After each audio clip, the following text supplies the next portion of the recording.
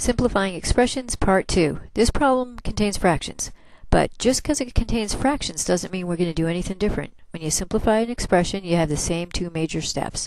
Distribute to clear parentheses, combine like terms. So we'll do nothing different here than we did in the last video. So let's look at the problem. Minus 3 halves, parentheses, y take away 8, take away 1/6 y. First thing is distribute, so we get the minus 3 halves distributing. And I'm going to use the sign shortcut that I used in the last video. So if you haven't watched that yet, take a look at it. Minus times plus is negative. And then 3 halves times y is 3 halves y. Minus minus is plus. 3 halves times 8. And then the negative, or take away 1/6 y, just tags along, so I'm going to write it down here. Now we're going to first make this look a little bit nicer. We're going to simplify 3 halves times 8 first, and then we'll keep going with combining the like terms. 3 halves times 8, if it helps, write the over 1 for the 8 so you can see it as a fraction. And when you multiply fractions, what you want to do is first reduce if you can, and then multiply across the top and across the bottom.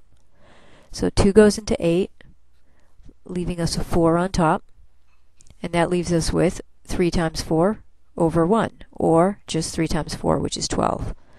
So now our expression is minus 3 halves y plus 12, take away 1/6 y. Remember, when you multiply fractions, you don't need a common denominator. You only need that for adding and subtracting. Now we're going to go to like terms. Minus 3 halves y and take away 1/6 y. They both have a y to the 1 power, so they're like terms. And now we are going to need to make a common denominator. But what I'm going to do here, and this helps a lot of students who get confused with the fractions, is do the fraction work off to the side.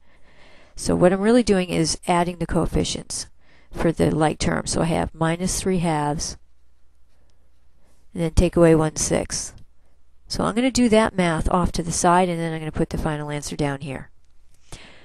Now let's see, we've got denominators of 2 and 6. We want a common denominator, so the least common denominator would be a 6. So I do times 3, top and bottom, to make the denominator on this fraction a 6. That gives me minus 9 over 6, take away 1 over 6. So I have a common denominator of 6 with the minus 9 take away 1 as the numerator.